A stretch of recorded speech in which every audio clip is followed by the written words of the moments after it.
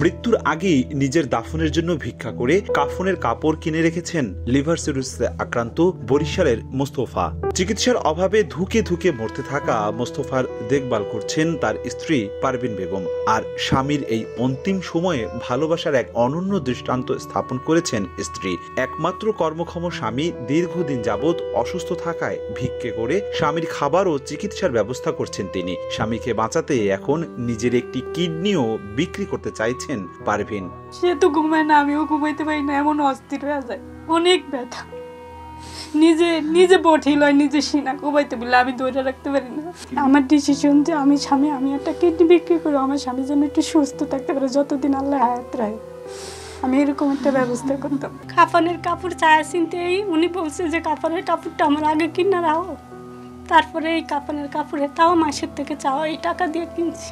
বরিশাল নগরীর মধুমিয়ারপুর এলাকায় একটি খুপড়ি ঘর ভাড়া করে লিভার সিরোসিসে আক্রান্ত স্বামীকে নিয়ে বসবাস করছেন পারভিন বেগম। সোমবার তার ভাড়া বাসায় গেলে দেখা যায় অর্থের অভাবে তরকারি কিনতে না পারায় ভাত আর ভাতের মারের সাথে লবণ মিশিয়ে অসুস্থ স্বামীকে খাওয়াচ্ছেন এই অসহায় নারী।